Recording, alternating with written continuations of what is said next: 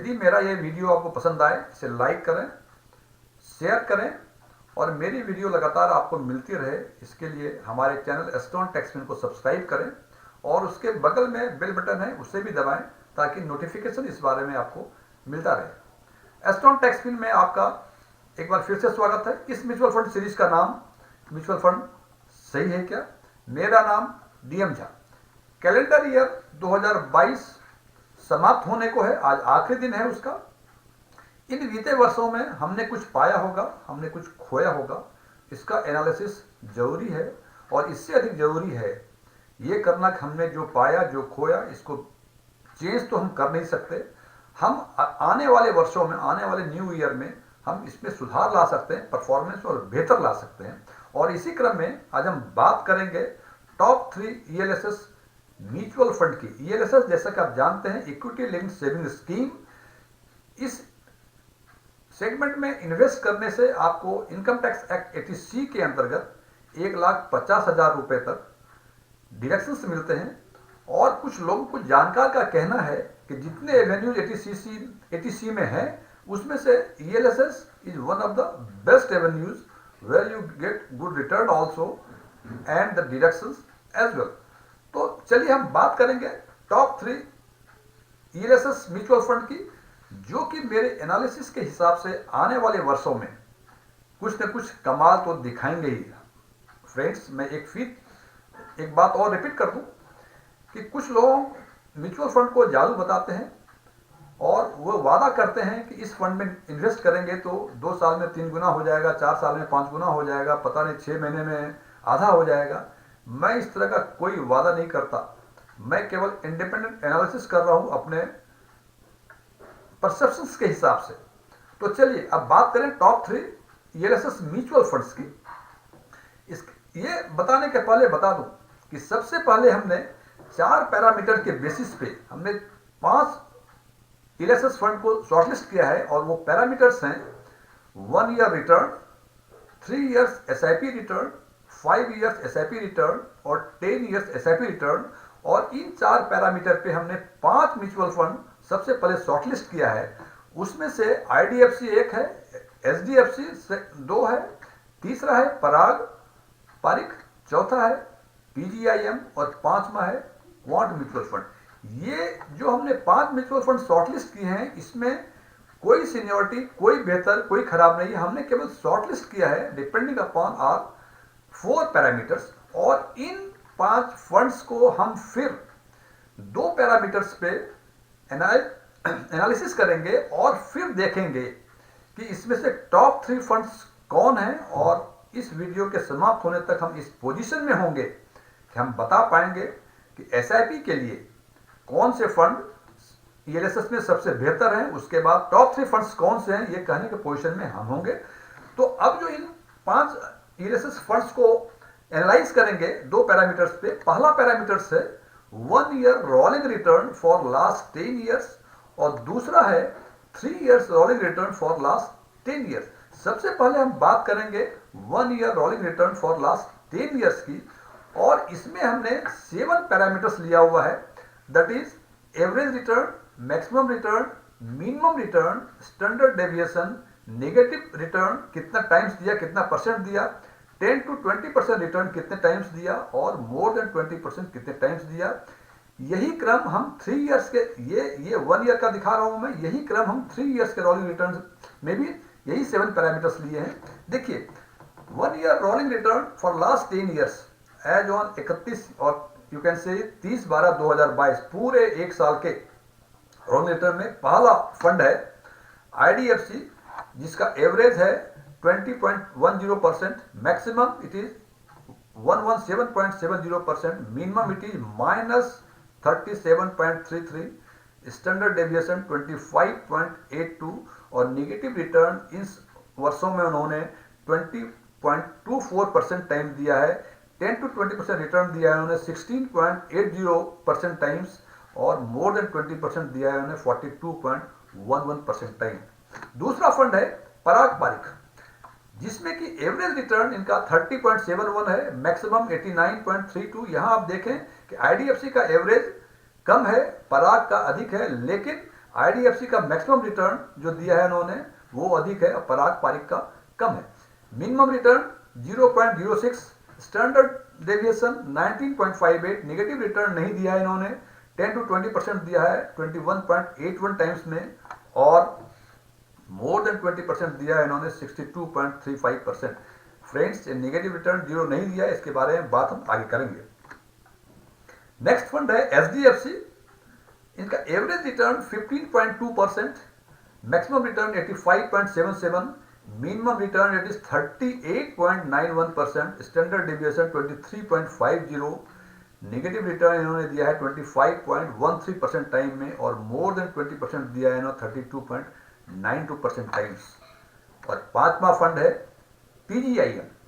Average return 16.32, maximum return 95.48%, standard deviation 21.58, minimum return -2%, negative return 18.72 times, 10 to 20% returns 15.68% times, and more than 20% it is 34.59.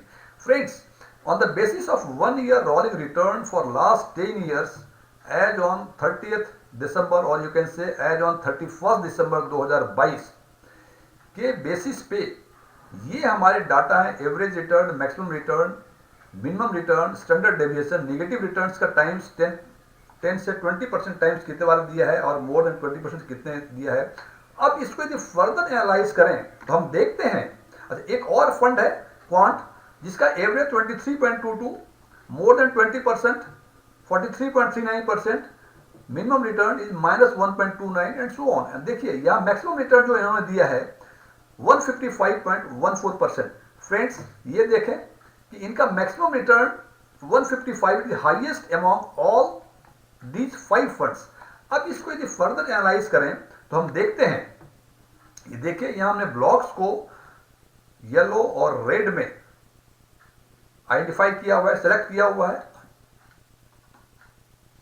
Yellow blocks का मतलब उस category में उनका highest performance है, और red block का मतलब उस कैटेगरी में उस पैरामीटर पर उनका लोएस्ट अमॉन्ग दीज 5 फंड्स में है। तो हम देखते हैं इसमें पराग की बातें जब करें तो देखते हैं इसका एवरेज हाईएस्ट है, इसका मैक्सिमम हाईएस्ट नहीं है, इसका मिनिमम रिटर्न जो है इट इज इन पॉजिटिव, बाकी सारे जो है निगेटिव में है।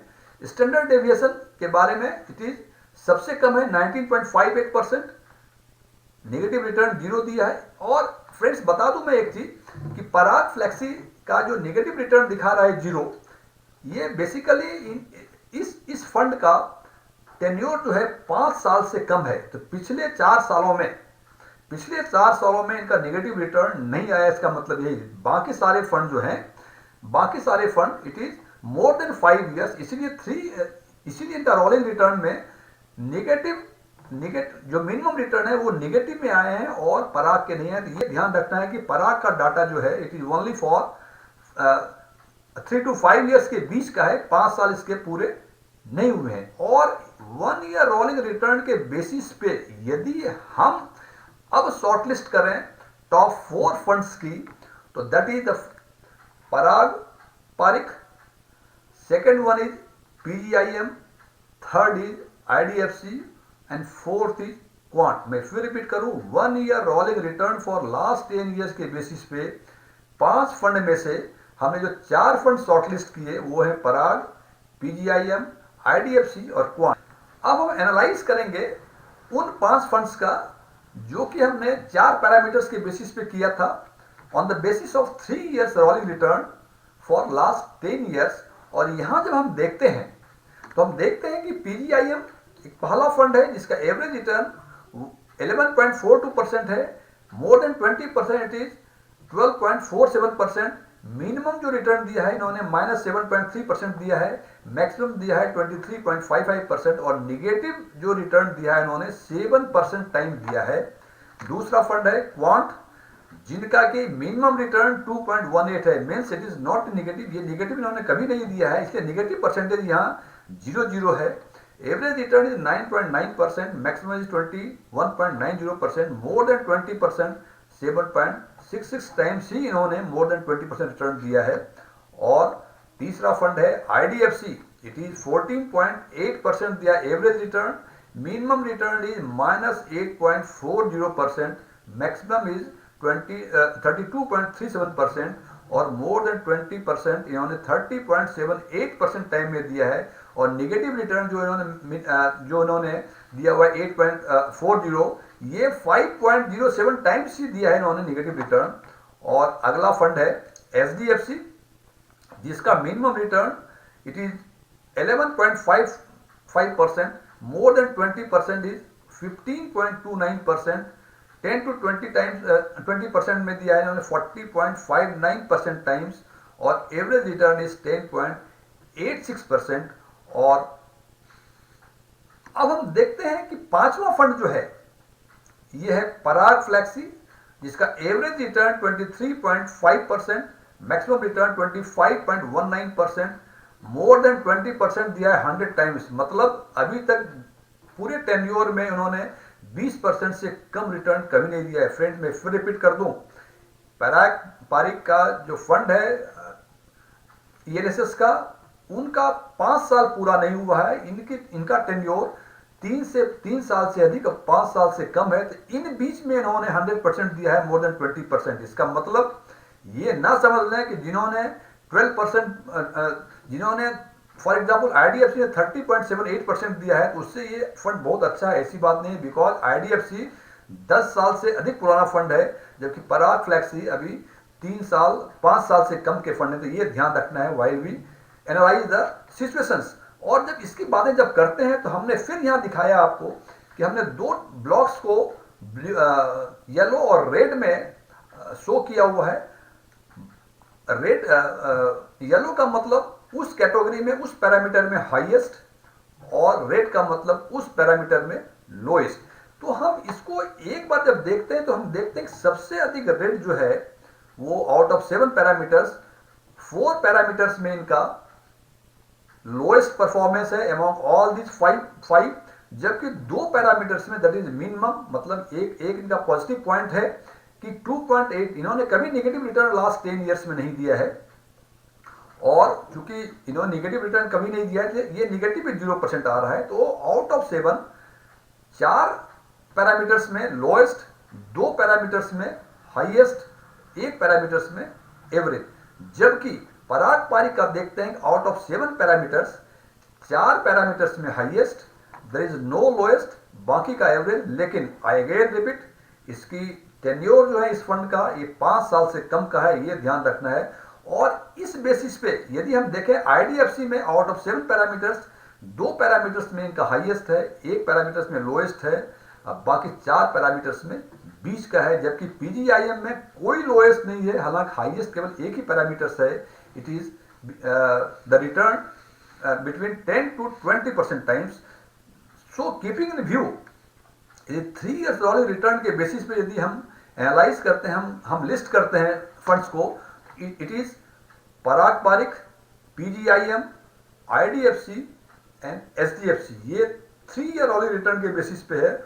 और यदि 1 year and 3 year rolling return के बेसिस पे यदि हम एक साथ देखें तो हम देखते हैं इट इज 1 ईयर पे Parag is on the top, IDFC on the second, PGIM on the third and Quant is on the fourth.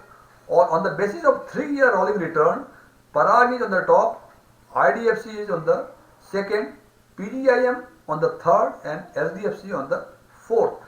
यदि हम इन दोनों को 1 ईयर रोलिंग रिटर्न और 3 ईयर रोलिंग रिटर्न के बारे में यदि हम टॉप 4 फंड्स की बातें करें तो Parag is on the top, IDFC on the second, PGIM on the third and Quant को रखा है हमने 4th पोजीशन में। यदि किसी को ये लगे कि पराग पारिक, जिसको हमने टॉप पे रखा हुआ है, इसका टेन्योर 5 साल से कम है, तो अभी इन्होंने पूरा समय इनको परफॉर्म करने का नहीं मिला है, तो इन दैट केस पराग को निकाल के IDFC on the top, PGIM on the second and quant would be on the 3rd position. तो ये निर्णय इन्वेस्टर्स को अपने रिस्क परसेप्शन के हिसाब से, रिस्क प्रोफाइल के हिसाब से डिसाइड करना है कि वो पराग को टॉप पे रखें या IDFC को टॉप पे रखें, PGIM को सेकंड पे रखें और क्वांट को 4th पे रखें। It all depends on the individual risk profile and their perception. Friends, ये एनालिसिस यदि आपको पसंद आया हो इसे लाइक करें, शेयर करें, हमारे चैनल एस्ट्रॉन टेक्सपिन को सब्सक्राइब करें। और मैं एक डिस्क्लेमर दे दूं, मैं कोई म्यूचुअल फंड सलाहकार नहीं हूं। हो सकता है इन फंड में मेरा कोई इन्वेस्टमेंट हो या मैं अपने किसी फ्रेंड्स को इस बारे में बताया हुआ हो सकता हूं कि आप इसमें इन्वेस्ट करें। Thank you, good day.